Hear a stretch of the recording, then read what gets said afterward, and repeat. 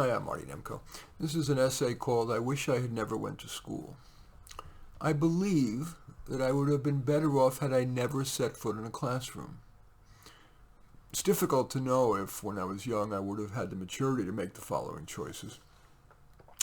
But especially if I had a little guidance from my dad, I'm confident I would have learned more and more pleasurably than from the painful experience of school, forced to sit bored for 6 hours every day for 13 years and then 4 more at college and 6 more in graduate school.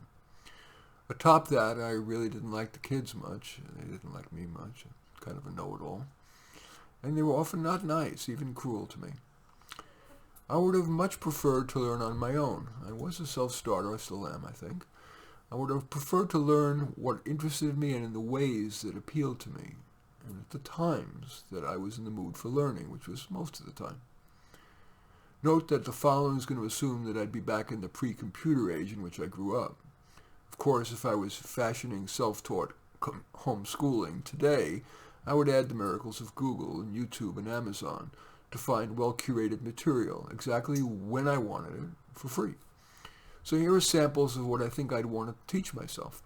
When I was around 6 or 7, I was fascinated with the human body, mainly because I was scared of death and irrationally thought that if I could learn enough about the body, I could eliminate or at least forestall dying. Irrational or not, that would have fueled me to add learnings to what I actually did learn. I recall convincing my low-income parents to buy me The Visible Man. It's a plastic anatomy model in which you put together all the body parts. I would have, and it's all the systems, the muscular system and the circulatory system and the organs. Anyway, I would have assembled it and disassembled it and reassembled it.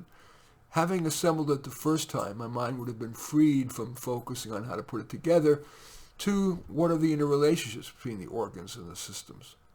Anyway, there is a new version of the Visible Man, which looks even better.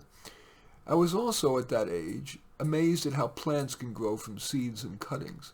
So I would have done experiments with germinating my favorite seeds, tomatoes and marigolds. I would try different temperatures, different soil types, different amounts of water, different amounts of sunshine. I would have done the same with coleus cuttings. And I believe I would have learned more science and incorporated the scientific method into my way of thinking earlier and more foundationally than through the school curriculum. At that age, I started to care about the Holocaust. Both my parents were Holocaust survivors, but preferred to talk little about it, feeling it was more constructive to, as my father said, stop looking back, take the next step forward. But I wanted to look back at least a little, so I would have gone to the library and asked for a good Holocaust book or two that would be appropriate for a kid my age or a bit older. Now let's turn to when I was, say, 10 or 11. My favorite recreation had long been, on our $50 upright piano, play along with the hi-fi. You may not even know what that is anymore. It's like an old record player. Anyway, again and again I would try to copy first easy pop songs like those of Dion and Neil Sedaka, and later my hero Peter Nero. If I hadn't been forced to go to school, I likely would have spent another hour or two every day at that, and probably would have become a professional pianist earlier. I also loved baseball. Instead of the math worksheets the school would assign, I would have assembled and massaged baseball statistics and calculated them from batting averages to earned run averages, and today the more esoteric stats such as fielding independent pitching and weighted on-base average. That was also the age I started to be interested in girls. I would have read articles and books on, for example, the differences between boys and girls. I might have taken a dance class. I might even have talked to girls about themselves and what they think of boys. And at that point, I probably would have started summarizing my learnings in a notebook. Now let's turn to what I would probably be self-studying if I were around 15. By that age, my interest in girls, and now sex, had increased.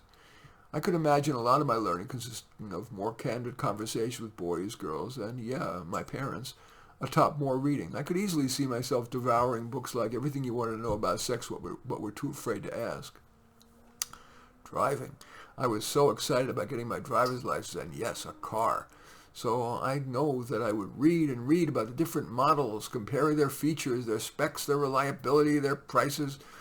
I'd make a chart. Today would be a spreadsheet. This would be, I think, great consumer education, and I would no doubt use a similar process in buying most big items. Making money. that age I was also already making money as a keyboard player for weddings, and was loving that I could put the money away safely in the bank and every quarter get extra money added called interest. That taught me the power of saving and especially compounding. I got paid interest on the interest over the time. That adds up to a lot of money. As I mentioned, the foregoing assumes that I was back in the 50s. Today, with so much text and audio and video available on demand, found and curated so easily on Google, YouTube, or Amazon, I'd be even more likely to do my learning without the liabilities of school. Of course, I recognize I'm unusual. Most kids need a live teacher and the extensive social interaction of the lunchroom and recess, but not everyone. Perhaps this little essay will inspire someone to, quote, homeschool their kid, and if the child uses the freedom well, lets the child learn what he or she is interested in, and in the ways that he or she will find effective and pleasurable. In any event, I do thank you for watching. I'm Marty Nemko. I welcome your thumbs up and accept your thumbs down. I always look forward to your comments and especially like it if you hit the share button below. Share on your social media so that my efforts can have broader impact. And I am flattered if you choose to subscribe to my channel. In any event, I do thank you for watching. I am Marty Nemko.